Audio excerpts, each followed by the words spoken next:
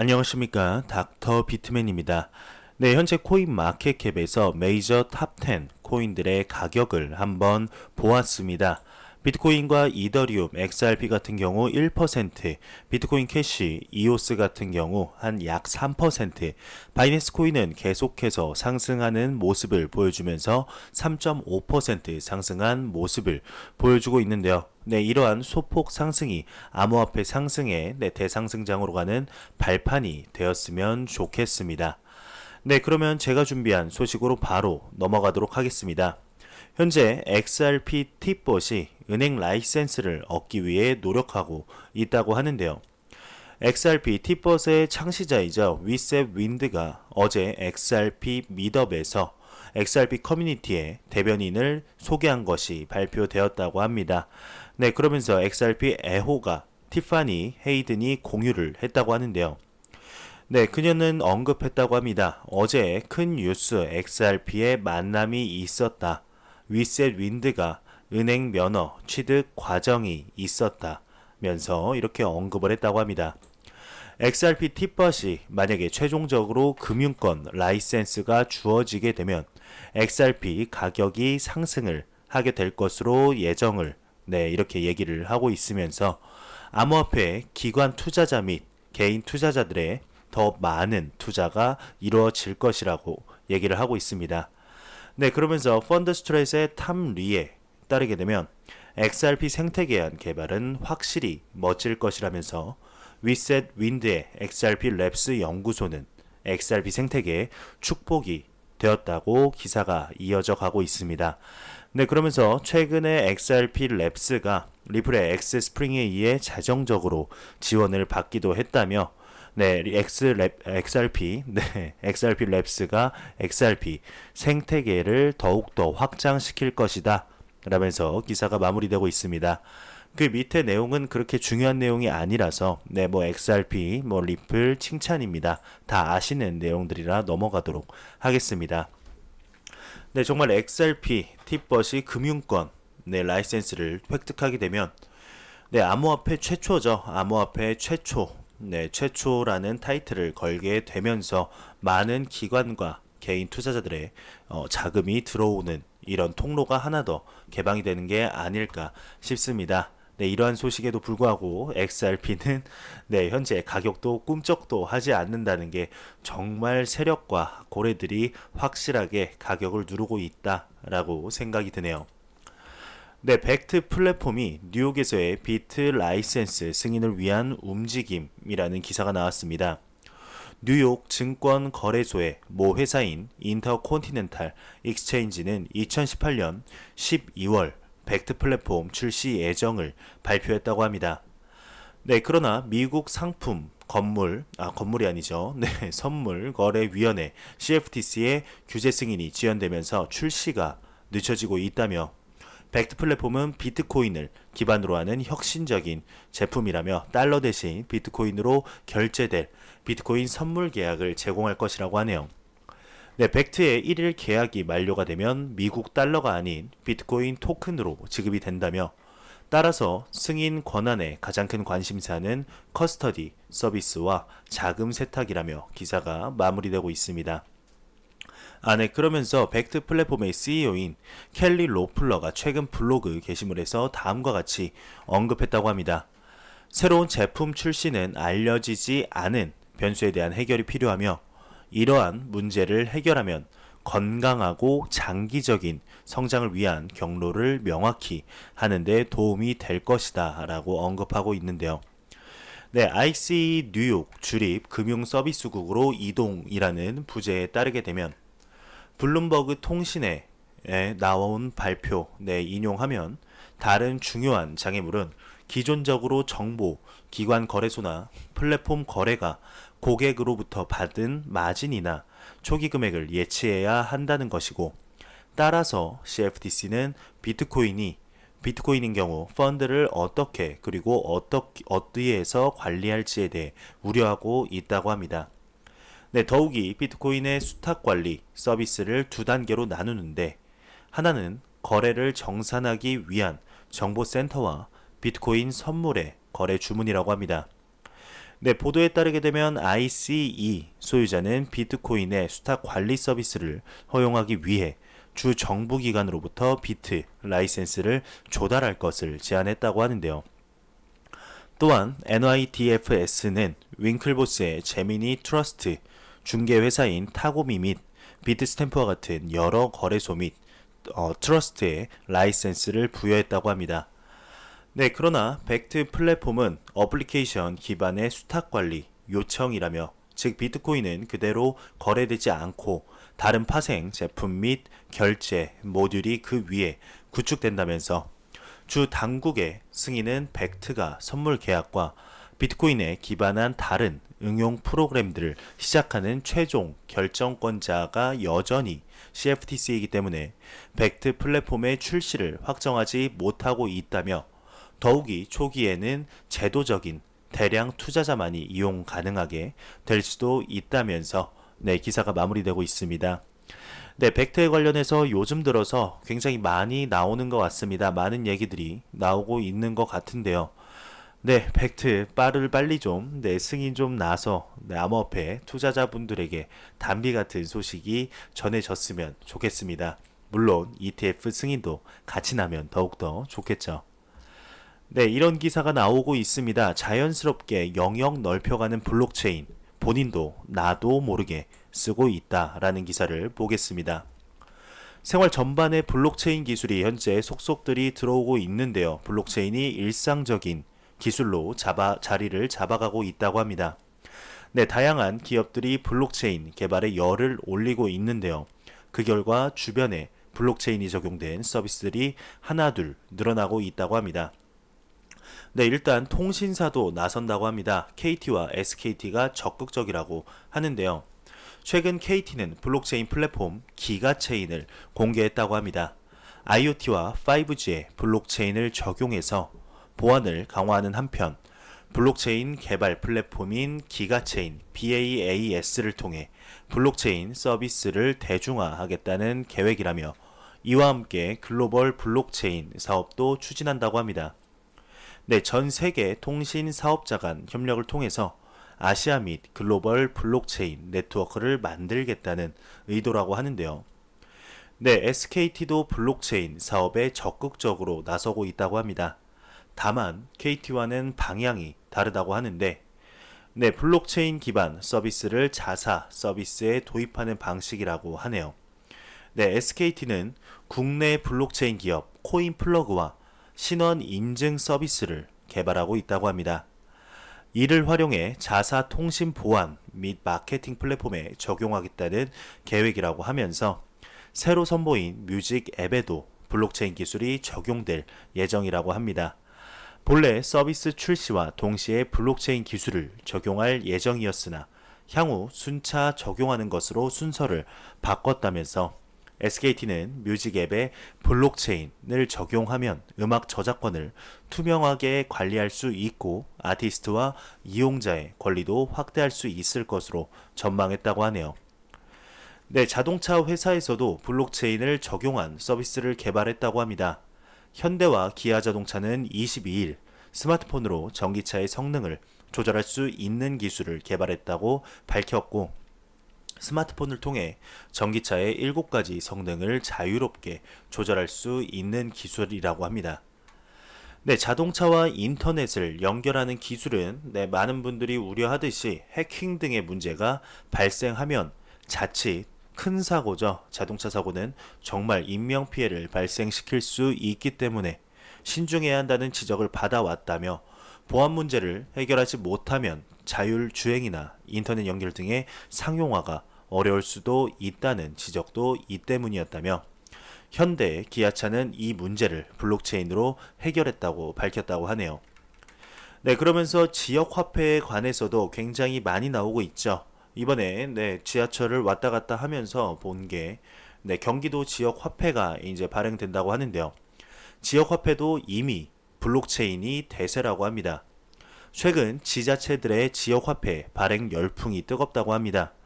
경기도에서만 30여 개 시군에서 지역화폐 발행을 추진하고 있으며, 충청도, 전라도, 경상도 역시 지역화폐를 발행 계획 중이라고 합니다. 네, 지역 화폐에 대한 관심이 늘어나면서 소위 말하는 상품권 깡이나 발행 비용 대비 활용도 저조와 같은 부작용 해결을 하기 위해 블록체인을 이용하겠다는 시하고 도들이 늘어나고 있다고 합니다. 블록체인을 이용하면 지역 화폐 이용을 투명하게 관리할 수 있다는 판단에서라고 하는데요. KT는 자사의 블록체인 플랫폼을 통해서 김포시의 김포페이를 발행했다고 합니다. 지역 경제를 활성화하고 소상공인의 경영 부담을 완화하겠다는 의도라고 하네요. 통신사, 자동차 회사, 지역 화폐 등 각자 서비스는 다르지만 공통점은 같다고 합니다. 블록체인 기술을 이용하지만 서비스에 자연스럽게 스며들어 일반인들은 블록체인이 사용됐는지 알지 못한다는 점이라고 하는데요. 이에 업계는 블록체인 서비스가 올바른 방향으로 가고 있다고 진단했다면서 기사가 마무리되고 있습니다. 네, 정말 블록체인 기술이 일상생활에 이미 들어오고 있습니다. 아마 많은 분들이 쓰시는 카카오톡의 카카오페이 이것도 현재 비트코인의 그 블록체인 기술을 사용을 하다가 현재는 하이퍼레저의 블록체인 기술 어쨌든 블록체인 기술을 사용하고 있습니다. 아마 많은 분들이 이거는 모르셨을 거예요. 카카오톡이 카카오페이가 블록체인 기술을 사용하고 있다는 거 저도 얼마 전에 알았습니다. 또 모릅니다. 저희가 모르게 사용하는 것이 정말 블록체인 기술이 이미 탑재가 돼 있을 수도 있습니다. 참 대단합니다. 2019년이 블록체인과 암호화폐 시장에 정말 커다란 한 해가 되지 않을까 싶습니다. 또 이제 블록체인 활용 사례입니다. 고려대학교가 하나은행과 손을 잡고 블록체인 학생증을 발급했다고 하는데요. 상징성 있는 사업이라고 언급했다고 합니다. 스카이 중 하나죠. 고려대학교가 블록체인 기반 학생증을 발급한다고 합니다. KEB 하나은행은 고려대학교와 업무 협약을 맺고 블록체인 기술 연구 및 블록체인 기반 학생증 발급 사업을 추진한다고 19일 밝혔다고 합니다. 양측은 이번 업무 협약을 통해서 블록체인 기술 공동 연구, 블록체인 기반 데이터 및 콘텐츠 공유, 블록체인을 활용한 상품 및 서비스 개발, 블록체인 전문 인력 양성 프로그램 및 창업센터 운영 지원 등 블록체인을 주제로 산학 협력을 진행한다고 합니다. 이번 업무 협약의 첫 번째 프로젝트는 블록체인 기반 학생증 발급이라고 하는데요. 기존에는 고려대 학생이 하나은행에 학생증 발급을 신청할 경우에 은행이 학적 정보의 진위 여부를 학교 측에 검증받았다고 합니다. 그러나 이번 협약을 통해서 학적 정보를 블록체인에 공유 2주 이상 걸렸던 발급 기간을 3에서 4일로 대폭 단축할 계획이라고 하는데요. 고려대의 이영환 교수가 인터뷰에서 고려대와 KEB 하나은행이 학생증 발급에 필요한 데이터를 각 기관의 인증서로 서명한 뒤에 암호화된 형태로 분산 원장에서 실시간으로 공유한다면서 이를 통해 안전성과 신속성을 동시에 확보할 수 있다고 설명했다며 사업적 규모가 작을 수 있어도 상징성이 있다며 기사가 마무리되고 있습니다. 고려대 하나은행 이렇게 블록체인 학생증 발급을 벌써부터 시작을 하고 있습니다. 이 학생증 지금은 조그마하지만 나중에는 신분증도 정말 디지털 신분증이 아이덴티티가 나오지 않을까 싶습니다. 미 법원이 ATB 코인 집단 소송 취하 요청 기각을 했다고 합니다. 증권법 위반을 재확인했다고 하는데요. 암호화폐 미디어 코인텔레그래프에 따르게 되면 뉴욕 지방 법원이 증권법 위반 혐의로 집단 소송에 직면한 ATB 코인이 제기한 소송 취하 요청을 기각했다고 합니다. 앞서 ATB 코인은 토큰 형식으로 미등록 증권을 판매했다는 이유로 투자자들로부터 투자금 반환을 요구하는 집단 소송에 휘말렸다고 하는데요. 이에 ATB 코인 측은 해당 사안이 법원의 관할권 밖의 일이며 동시에 ATB 토큰이 하위 테스트의 증권 적용 기준에 부합하지 않는다고 주장 소송 취하를 요청했다고 합니다. 네, 그러나 법원은 ATB 코인 창업자들이 뉴욕에서 진행된 회의에 다수 참석, 미국 투자자들을 대상으로 토큰을 판매한 점과 ATB 코인 측이 블록체인의 속도와 효율이 향상됨에 따라서 토큰의 가치가 상승할 수 있다고 홍보한 점을 들어 소송 취하 요청을 기각했다고 합니다. 네, 이와 관련해 법원 측은 SEC의 선례에 동의한다며 정해진 이익을 분배하지 않는다고 해도 ICO는 증권 발행 행위에 해당한다며 또한 ATB 코인 측이 기술 향상을 통한 토큰 가치 상승을 홍보한 점을 감안하게 되면 타인의 노력으로 수익을 기대할 수 있는가라는 하위 테스트에 증권법 적용 여부 판단 기준에 부합하다고 설명했다면서 이에 대해 미디어 측은 이번 법원의 판례를 통해 향후 ICO 프로젝트들의 증권으로 취급될 수 있음을 보여줬다고 설명했다면서 네, 기사가 마무리되고 있습니다. 네, 블록원의 CEO가 애매한 미 블록체인 규제는 시대착오적인 민주주의 탓이라고 일침을 놨다고 합니다. 브렌단 블러머 블록원 최고 경영자가 본인의 트위터 계정을 통해 대부분의 규제 당국을 악이라고 볼 수는 없지만 미국의 블록체인 관련 규제는 암호화폐 프로젝트 팀 입장에선 받아들일 수 없을 정도로 모호하다고 진단했다고 합니다. 네, 그러면서 이는 미디어와 대중들이 아직 앞으로 나아가야 할 방향성을 요구하지 않기 때문에 라고 주장했다고 하는데요. 또한 느린 속도로 진행되는 민주주의가 격변하는 기술, 혁신 시대를 맞아 성장통을 겪고 있다며 우리는 경쟁력 있는 지속 발전 가능한 민주주의 규제 프레임워크와 이를 추진할 수 있는 정치인들이 필요하다고 말했다면서 기사가 마무리되고 있습니다. 네, 마이크로소프트가 한국 암호화폐 채굴 공격이 글로벌 평균보다 양호하다라고 언급했다고 합니다. 한국 마이크로소프트가 22일 보안 인텔리전스 보고서를 발표했는데요. 전 세계적으로 악성 암호화폐 채굴 공격이 증가 추세를 보이고 있다고 진단했다고 합니다.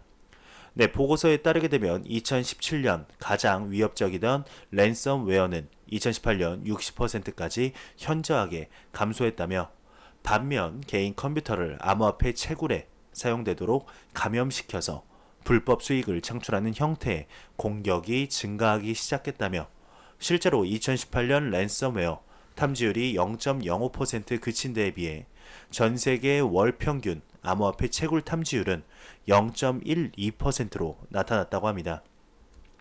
다만 한국의 경우 암호화폐 채굴 탐지율은 0.05%로 전 세계 대비 58%, 아태 지역 대비 64% 낮은 수치를 또 이렇게 기록을 했다고 합니다.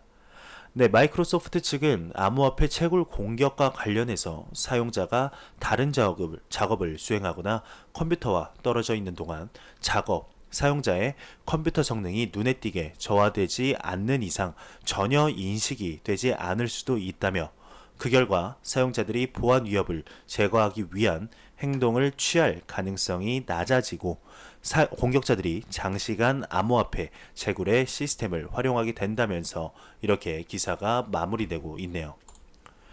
네, 비트코인닷컴이 문페이와의 협력으로 유럽에서 신용카드로 비트코인 캐시 구매를 지원한다는 소식입니다.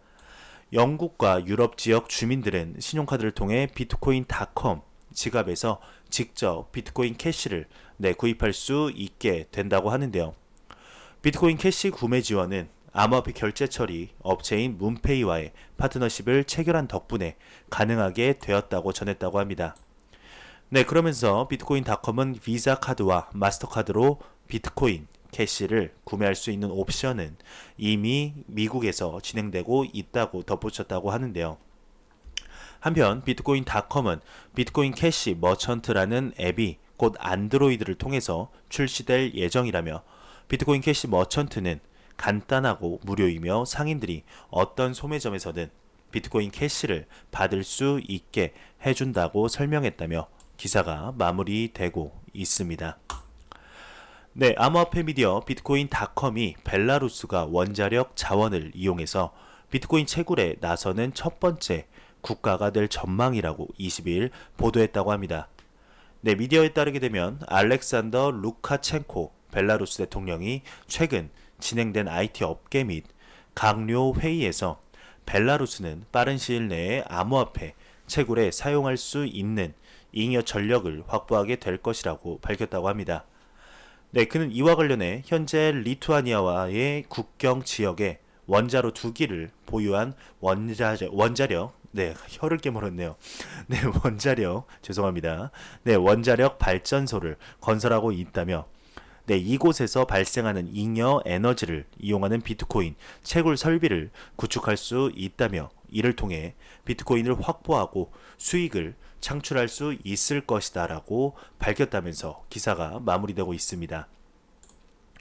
네, 미츠비시 UFJ 니코스가 시스템 개발을 중단했다고 합니다. 블록체인 지불 결제 기반 전략 변경을 했다고 하는데요.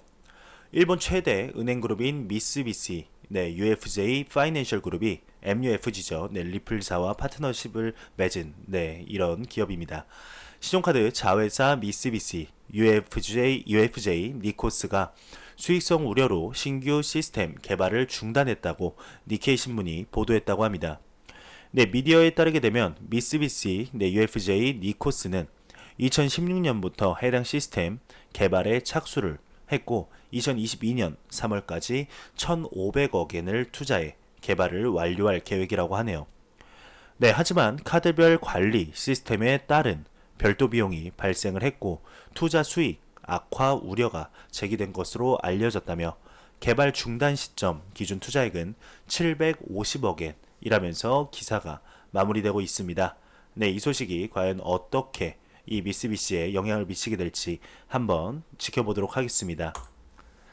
네, 칠레 정부가 암호화폐 및 핀테크 규제 법안을 의회에 제출했다고 합니다. 칠레 재무장관 펠리페 라리안이 15일 의회에 암호화폐와 핀테크를 규제하는 법안의 도입을 발표했다고 보도했다고 하는데요. 네, 라라이는 최근 미국에 머무는 동안 새로운 규정에 의해 도입된 요구사항이 기업에 비례할 것이라고 언급한 것으로 알려졌다고 합니다. 그는 각종 기업마다 비즈니스 모델이 다르다는 점을 감안해 사용자와 금융시장에 서로 다른 위험을 내포하는 서비스를 제공한다는 점을 고려할 것이라고 설명했다고 하는데요. 네, 언론 매체인 아호라 노티치아스는 기술적 진보 속도가 워낙 크기 때문에 융통성이 법안의 가장 중요한 측면 중 하나라고 보도했다고 합니다. 네, 그러면서 보도에 따르게 되면 칠레는 현재 규제되지 않는 암호화폐 거래소가 증가하고 있다며 네, 게다가 라라이는 또한 이런 종류의 투자의 위험에 대해 대중에게 경고했다고 합니다. 네, 그는 이런 플랫폼을 규제하면 자금 세탁이나 테러 자금 조달 등 일부 위험을 완화하고 이들이 운영하는 법적 확실성을 높일 수 있을 것이라고 말하면서 우리는 이런 활동과 관련된 위험으로부터 적절히 보호하고 싶다고 덧붙였다며 기사가 마무리되고 있습니다. 네, 조셉령이 방금 전달해드린 칠레 암호화폐 규제법은 환영받을 일이라고 또 언급을 했다고 합니다. 유명 암호화폐 애널리스트이자 조셉령이 방금 전 본인의 트위터를 통해 칠레 정부가 암호화폐 업계 발전을 위해 관련 규제법을 상정한 것은 축하받을 만한 일이라며 정부 업계가 무조건적으로 배척하는 것보단 규제하는 편이 효과적이라는 것을 인식하는 점은 긍정적인 요소라고 말했다고 하네요. 네, 22일 칠레 재무부 장관이 칠레 정부의 암호화폐 및 핀테크 규제법을 의회에 상정하며 암호화폐 관련 사업 및 거래소를 위한 법적 제도를 마련할 것이라고 강조했다고 하면서 기사가 마무리되고 있습니다. 네, 탐 리가 알트코인 시즌 다음 상승세 기간 동안 1100% 약 11배의 이익이 가능하다고 언급했다고 합니다.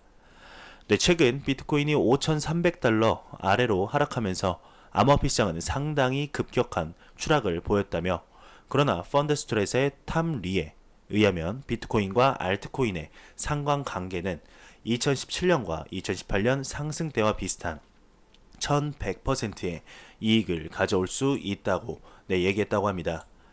탐리는 트위터를 통해 알트 시즌 시작의 첫 사전 조건은 알트코인과 비트코인의 상관관계가 감소했다는 것이라고 설명했고, 이러한 경향은 2017년, 2018년 상승세에 앞서 나타났다고 주장했다고 합니다. 탐리는 2016년 3월 그리고 5월, 2017년 3에서 2017년 5월, 2019년 11월부터 1월까지의 상승 관계, 붕괴 추세를 나타냈다며, 이어서 그래프에 따르게 되면 알트코인 시즌이 진행 중일 수 있다고 언급했다며, 현재 비트코인이 1% 하락하면서 바이낸스 코인, 리플, 이더리움, 라이트코인, 카르다노 등 대표적인 알트코인들도 눈에 띄는 손실을 입었다며 기사가 마무리되고 있습니다. 정말 탐리의 말처럼 알트코인이 다음 상승세 기간 동안 1100%의 이익이 가능했으면 좋겠습니다. 비트코인 채굴이 마침내 수익성이 생겼다고 합니다. 상승장의 시작을 의미한다는 얘기일까요? 한번 알아보도록 하겠습니다. 경제학자이자 글로벌 시장 분석가인 알렉스 크루거에 따르게 되면 현재 효율적인 비트코인 채굴에 드는 비용은 약 3,550달러라고 합니다. 주요 암호화폐 시장에서 비트코인의 가격은 5,265달러에 형성되어 있기 때문에 3,550달러 손익 분기 비용과 비트코인의 잠재적 절상 가능성을 고려할 때 채굴자들은 매 블록당 상당한 이익을 얻는다면서 이것이 비트코인의 상승장의 시작을 의미하는가를 이제 바라보게 되면, 크루거가 분석에서 킬로와트당 0.055달러의 전기요금을 적용하고 있지만 채굴자들의 위치에 따라 이 비용이 달라질 수 있다고 합니다.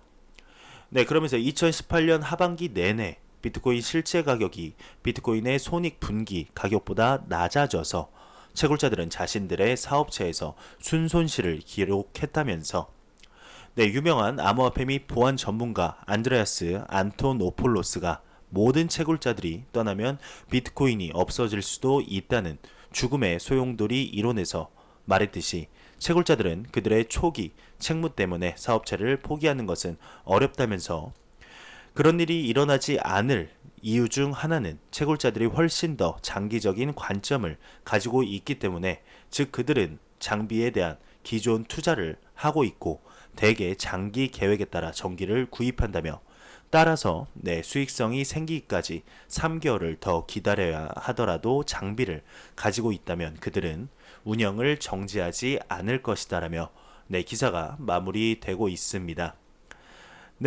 정말 지금 이 소식이 암호화폐 시장, 비트코인 시장에 이런 상승장 신호를 의미하게 될까요? 지금 수많은 분석가들, 수많은 암호화폐 전문가들, 그리고 암호화폐 인플루언서들에게서부터 계속해서 지금 상승 시그널이 계속해서 나온다라는 것을 눈으로 확인할 수 있습니다. 지금 정말 비트코인 반감기인 1년 전, 이제 얼마 안 남았습니다. 5월, 6월인데요. 이때 정말 강력한 암호화폐 상승장이 찾아오게 될지 한번 지켜보도록 하겠습니다. 마지막 소식입니다. 크립토 공포 탐욕 지수가 60일로 탐욕 단계를 지속한다고 합니다. 암호화폐 데이터 제공업체 알터너티브의 자체 추산 공포 탐욕 지수가 전날 대비 1포인트 내린 60일을 기록했다고 하는데요. 이는 투자자들의 투자 심리에 큰 변화가 없음을 의미하며 탐욕 단계를 유지했다고 합니다. 이 지수는 0에 가까울수록 시장에 극단적인 공포를 나타나게 되며 100에 가까울수록 극단적인 낙관을 의미하게 되는데, 60일이면 암호화폐 시장에 내 돈 넣기 나쁘지 않다 정도로 보시면 될 것 같습니다. 지금 2분기에 4월이 이제 슬슬 마무리되고 있죠. 4월 동안, 4분기가 아니죠. 4월 동안 지금 탐욕 지수는 50 이하로 내려간 날이 하루밖에 없습니다. 40까지 내려갔다가 현재 50 이상을 계속해서 유지하는 이런 모습을 보여주고 있습니다. 이것이 정말 암호화폐 시장이 건강해진다는 반증이 아닐까 싶네요. 제가 준비해온 소식은 여기까지입니다. 영상이 도움이 되셨다면 구독과 좋아요 그리고 광고 한 편만 처음부터 끝까지 시청해 주시기 바랍니다. 이 채널은 오직 광고 수익으로 운영이 되게 됩니다. 네, 항상 영상 시청해주시는 시청자분들, 구독자분들 너무너무 감사합니다. 정보는 제가 모으겠습니다. 여러분들은 라디오 듣듯이 편안히 시청해주시기 바랍니다. 저는 다음 영상으로 찾아뵙도록 하겠습니다. 지금까지 닥터 비트맨이었습니다. 감사합니다.